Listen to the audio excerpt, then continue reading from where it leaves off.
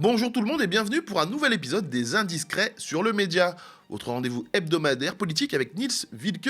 Tous les vendredis, il nous offre les indiscrétions du monde politique, les petits secrets des plus grands. Et avouons-le, on adore ça. Et au sommaire de cette émission, panique au sommet de l'État face à la canicule, tandis que les Français suffoquent à cause de la chaleur. Emmanuel Macron s'enfonce, lui, dans le déni. On parlera également d'une nouvelle dissolution. C'est la rumeur qui affole le landerneau politique cette semaine. Coup de pression de Macron ou réelle volonté de dynamiter le système? Nils a enquêté. C'est parti pour les indiscrets.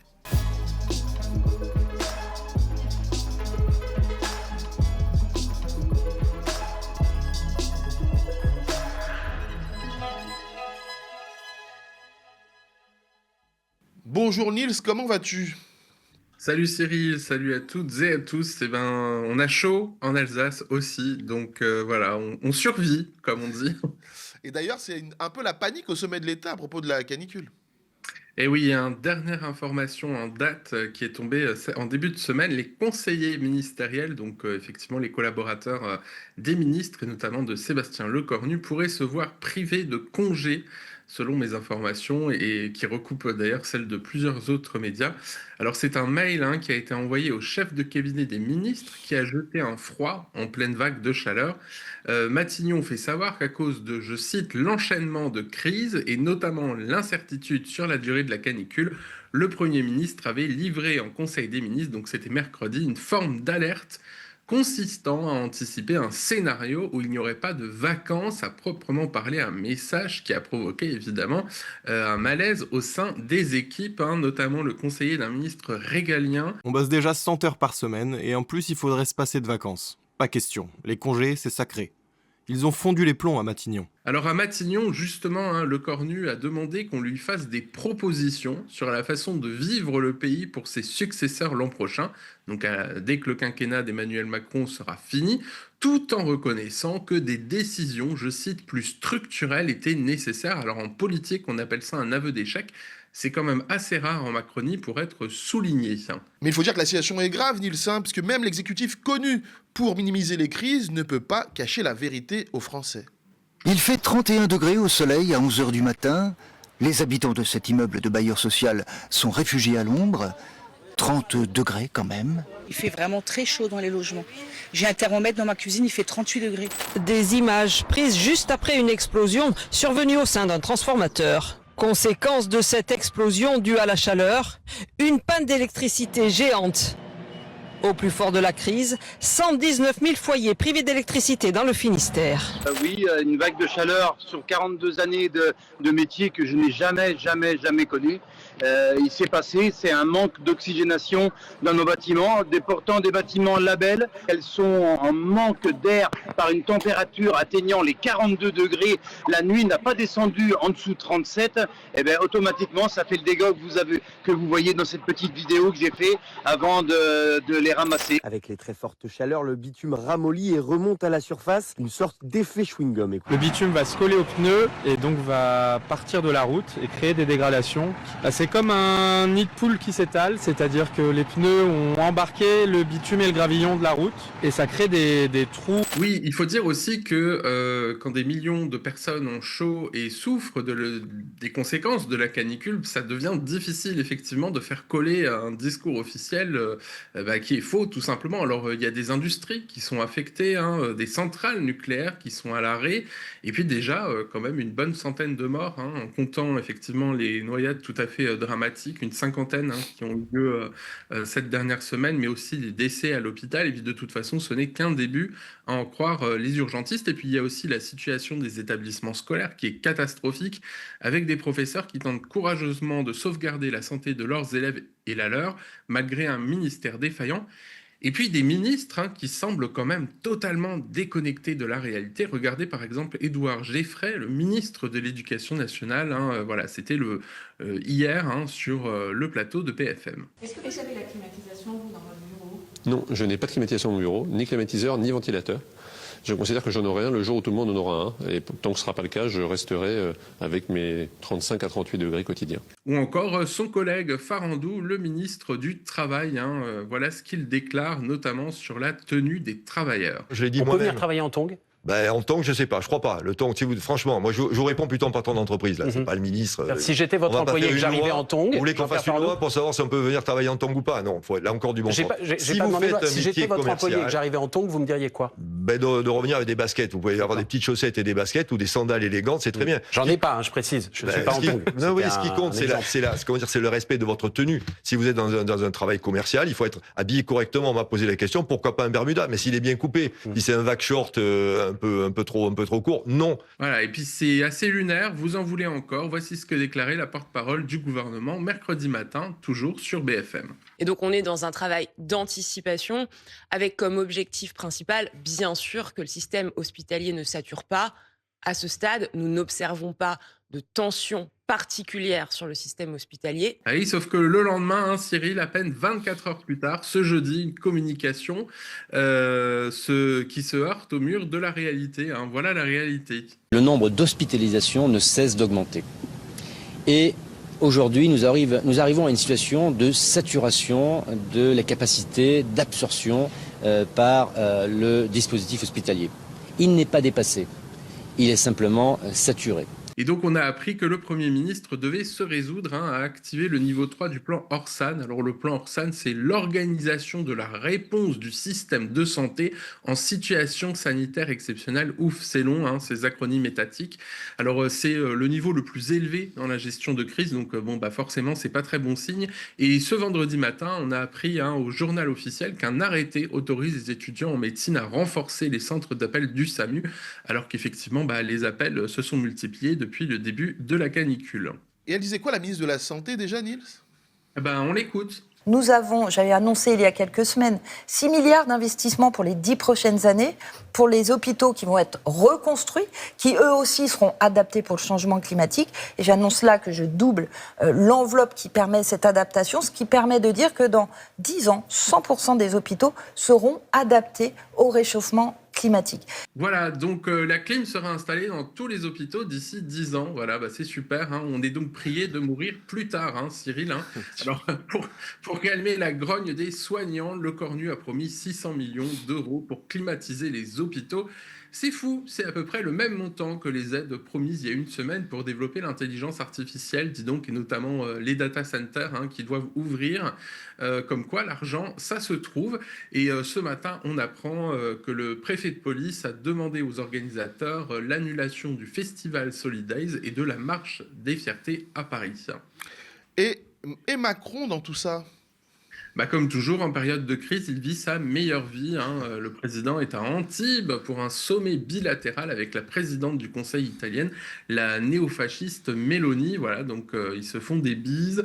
Il s'agit évidemment de renouer en fin de mandat avec l'Italie, qui était très critique envers Emmanuel Macron. Alors, jusqu'à présent, sur la chaleur, le chef de l'État s'était contenté de quelques recommandations de bon sens. Et un tweet le jour de la fête de la musique, sur des préconisations sanitaires d'hydratation et de surveillance des personnes fragiles. On a échappé de peu au numéro vert, dis donc, regardez, voilà. Alors ça fait rire jaune, évidemment, les internautes sur les réseaux sociaux et aussi une partie de la classe politique, y compris, cette fois, parmi des élus du bloc central qui sont censés soutenir Emmanuel Macron. Pourtant, voici ce que me déclare un député. Emmanuel Macron fait le service minimum sur les questions sociales, comme la canicule. Car en creux, c'est la question de son bilan qui se pose.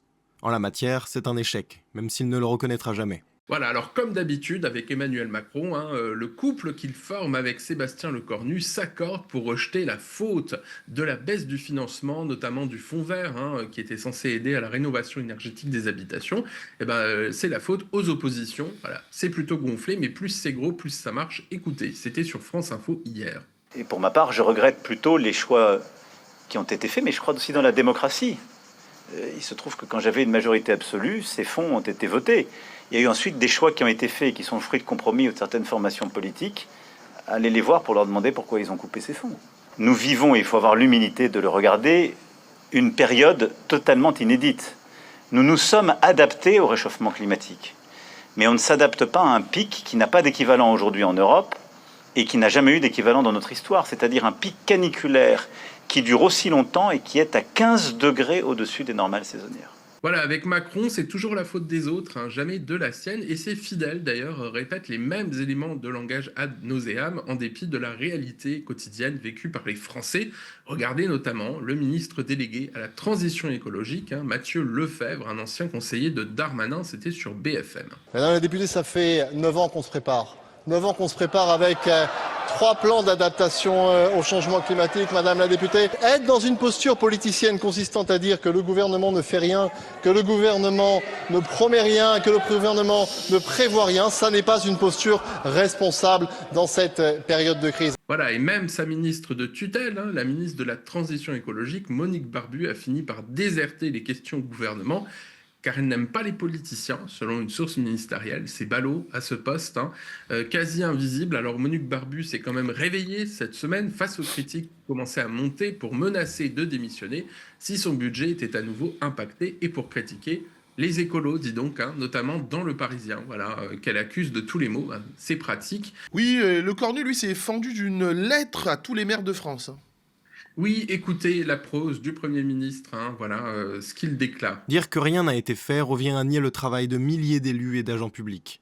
On ne rattrape pas 30 années de retard en quelques exercices budgétaires. Il y a ceux qui, depuis quelques jours, se transforment en inspecteurs des travaux finis et expliquent que la puissance publique n'aurait rien fait pour adapter le pays au changement climatique. Voilà, donc la défense des agents publics, hein, que la Macronie maltraite pourtant depuis une décennie, ça a dû faire plaisir aux maires de France qui sont sur le terrain. Alors le Premier ministre a aussi promis, je cite, 1000 visites de repérage des personnes fragiles et isolées en une semaine grâce à la mobilisation de la Poste. Hein, voilà, donc une pensée pour les 40 000 agents de la Poste qui vont devoir ajouter cette responsabilité au reste de leur travail par ces fortes chaleurs. Alors Emmanuel Macron a quand même fini par réaliser que son manque de présence sur la front de la canicule devenait gênant.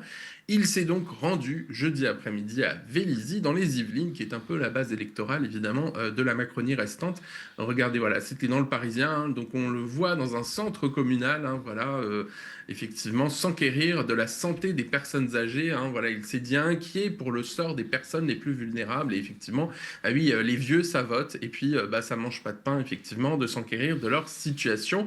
Alors voilà ce qu'il déclare, hein, la situation s'est améliorée dans les EHPAD ou les hôpitaux, même s'il reste beaucoup à faire.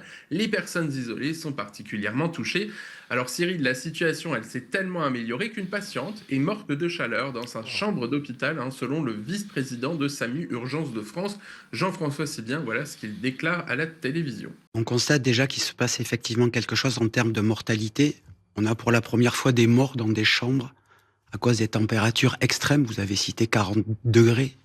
Effectivement, on a une patiente qui est décédée, a priori, il y aura des analyses, mais elle est morte en raison de la chaleur dans une chambre d'hôpital. Dans une chambre Dans une chambre d'hôpital. Ça s'est passé où, ça ? Bon, alors il y a quand même des analyses qui sont en cours pour déterminer si c'est bien la chaleur qui est vraiment à l'origine du décès, a précisé le médecin par la suite, mais la canicule n'a pas dû aider de toute façon, il n'y avait pas de clim dans cet hôpital. Alors forcément, les oppositions et surtout la gauche critiquent la gestion de la canicule par le gouvernement. Ah oui, hein, à gauche aussi, on a très chaud. Hein. Illustration avec Ruffin qui brandit une couverture de survie, voilà, lors d'une émission télé. Regardez. Je sors une couverture de survie. Pour moi ? Non, parce qu'il me semble que c'est le symbole du moment présent et c'est le symbole de la nullité de nos dirigeants. C'est-à-dire ? Pendant la crise Covid, le symbole, c'était ces sacs plastiques que les soignants ont dû enfiler, mais qui marquaient que nos dirigeants n'avaient rien prévu. Et là, c'est ces couvertures de survie qui sont déployées sur les fenêtres de nos hôpitaux, à l'Assemblée nationale aussi, y compris sur des centres de gériatrie, dans des EHPAD. C'est-à-dire que pendant tout ce temps-là, on n'a même pas eu un plan volé. Il n'y a même pas eu d'idée de se dire, voilà, on va mettre des volets dans tout ça. Donc, quand on est dirigé, et quand j'entends le ministre du Logement juste avant, qui dit, voilà, au Japon, ils enlèvent leur cravate les jours de canicule, je me dis, mais on est vraiment dirigé par des nuls. Oui, alors par contre, il se trompe, hein, il faut exposer la couverture de survie du côté argenté vers l'extérieur et pas l'inverse. Si vous la mettez dans ce sens à la fenêtre, par exemple, ça va chauffer encore plus l'appartement. Quand on parle d'incompétence, c'est quand même mieux d'éviter d'étaler la sienne, voilà. Alors Sandrine Rousseau, elle pointe cette semaine le silence de l'exécutif. Écoutez Sandrine Rousseau. Enfin, c'est extrêmement inquiétant, cette situation sanitaire, parce que vous disiez que les hôpitaux étaient pleins, vous disiez qu'il y avait des personnes dans les chambres d'hôpital qui mourait, enfin qui en tous les cas avait extrêmement chaud. Là, je pense que l'accumulation, parce qu'en plus, il faut comprendre que le béton accumule la chaleur et que quand dans la nuit, il n'y a pas de refroidissement, eh bien, la température ne fait qu'augmenter. Donc demain, à mon avis, va être une journée noire. Et face à ça, on a l'impression d'une forme de grand silence, quoi. Alors c'est un peu injuste, comme on l'a vu, les ministres s'expriment, mais en réalité, quand on voit les énormités qu'ils sont capables de sortir sur le quotidien des Français, on se demande si le silence de ce gouvernement ne serait pas préférable au sujet de la canicule, comme sur les autres sujets d'ailleurs. On souffre déjà bien assez de la chaleur, merci bien. Niels, j'ai pris en lisant le sommaire de cette émission qu'une dissolution pourrait être à l'ordre du jour. Et oui, ça vous dirait une nouvelle dissolution comme en 2024 ? Alors c'est le scénario qui est rêvé par Macron ou cauchemardé par ses fidèles et par les députés, notamment selon Le Figaro la semaine dernière. Une hypothèse pas totalement folle d'un point de vue constitutionnel, c'est ce qu'estime la source du Figaro. Les deux scrutins, la présidentielle et législative, seraient organisés en même temps sur 2 semaines, les premiers tours en même temps, puis les seconds tours le même jour. Et effectivement, le Conseil constitutionnel serait neutralisé, puisqu'on rappelle que ce sont des fidèles d'Emmanuel Macron qui siègent, voilà, selon Le Figaro. Alors un parlementaire, notamment, témoigne dans le journal du clan Dassault, et voilà ce qu'il déclare. Ce sont des malades, et ça paraît complètement dingue.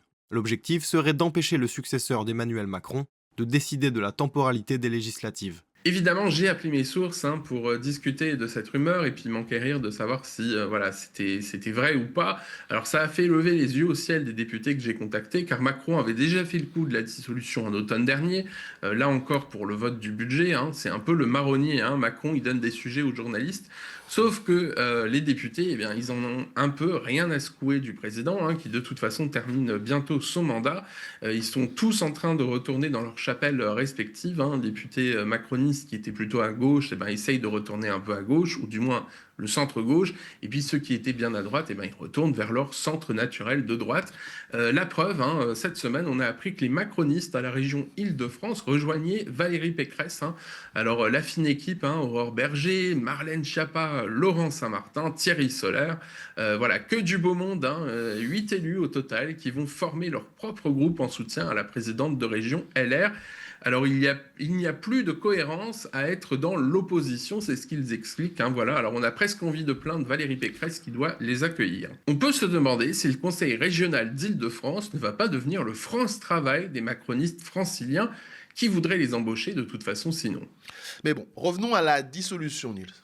Oui, est-ce que vraiment le coup de la dissolution, la menace de la dissolution, c'est une réalité ? J'ai posé la question à l'une de nos sources préférées, Jean-Baptiste Gaillot-Renucci, politique politico-média. Alors il m'explique, les coups de bluff stratégiques d'Emmanuel Macron se sont tous avérés catastrophiques. Son seul coup de génie a été son élection, tout le reste a été chaotique à l'image de son dernier quinquennat. Alors l'histoire derrière cette stratégie, ce serait notamment de priver le Rassemblement national de dynamique électorale à la présidentielle en cas d'échec aux législatives. C'est pour mettre la pression aux députés pour qu'ils votent un budget, c'est ce que m'a expliqué un familier de l'Élysée, et puis un député du bloc central me dit de toute façon ils sont tous barrés, donc tout est possible, voilà. Donc sous-entendu avec Macron, c'est un peu l'ingénieur du chaos. Alors l'idée lancée apparemment par Emmanuel Macron et ses proches, ce serait de dissoudre l'Assemblée nationale peu de temps avant la présidentielle pour faire coïncider l'élection du futur président avec celle des députés, on le rappelle, et donc l'idée en fait derrière, c'est de rendre la présidentielle moins importante que les législatives, inverser effectivement l'importance des 2 élections, alors que traditionnellement, quand même, en France, la présidentielle est un peu la reine des élections. Alors, hasard ou pas, j'ai retrouvé une interview du socialiste Jean-Jacques Urvoas qui a donné une interview, c'était en mai dernier, aux Parisiens, en suggérant cette possibilité aux socialistes, mais qui vaut pour le reste de la classe politique. Voilà, il nous dit ce n'est pas l'intérêt du Parti socialiste d'avoir un candidat à la présidentielle. C'est pas Jean-Luc Mélenchon qui serait en désaccord pour une fois. Alors Urvoas, il n'est pas seulement un grand constitutionnaliste, puis un prof de droit, c'est aussi un ancien ministre de la Justice et surtout un ami de Thierry Solère, le sulfureux conseiller du président qui est accusé d'être l'un des artisans de la première dissolution en 2024 avec Gérald Darmanin. C'est un poker menteur très risqué, Niels. Ah bah oui, dans tous les cas, hein, que ce soit une dissolution, par exemple, après une motion de censure, on pourrait imaginer que les députés se révoltent face à un budget qu'ils estiment mal troussé, ou une dissolution concomitante à la présidentielle, hein, le successeur d'Emmanuel Macron serait privé du droit de dissoudre juste après son élection, puisqu'il faut respecter effectivement le délai d'1 an après une telle opération. Bref, ce serait un peu le chaos pour son successeur, ou sa successeur, hein, d'ailleurs, n'enterrons pas Marine Le Pen trop vite. On sera fixé le 7 juillet, jour du verdict. À noter, d'ailleurs, j'ai appris que Gérald Darmanin, par exemple, ne croit pas que la patronne des députés RN sera cette fois empêchée de participer à la présidentielle à cause d'une peine d'inéligibilité, selon mes informations. En tout cas, une chose est sûre, Macron aura réussi à bordéliser le système politique comme jamais, comme nous l'a expliqué à plusieurs reprises dans cette émission et ailleurs le conseiller politique Jean-Bernard Gaillot-Renucci. En attendant, je ne résiste pas à vous partager ce petit moment de grâce à l'Assemblée hier. Les sous-amendements, je vous informe que normalement la température va monter dans cet hémicycle, mais ce n'est pas dû évidemment à nos débats, c'est parce que maintenant il y a un problème de climatisation à l'Assemblée nationale. Donc, mais c'est pas pour autant que ça va nous empêcher de travailler, évidemment, et je vous invite du coup à ne pas trop réchauffer l'hémicycle autrement que par la chaleur corporelle, évidemment. Et voilà, qui a dit que les députés étaient déconnectés des Français, hein. Plus de clim à l'Assemblée. Allez, trêve de plaisanterie, évidemment, prenez soin de vous et de vos proches. Merci beaucoup Nils pour toutes ces indiscrétions. On se retrouve la semaine prochaine normalement avec Amira qui sera à ma place pour présenter cette émission avec toi. En attendant, n'oubliez pas de nous soutenir, car pour continuer à proposer des émissions comme celle-ci, le média a besoin de vous. Vous êtes déjà plus de 3000 donateurs à nous faire le plaisir d'être avec nous dans cette aventure. Alors merci à vous.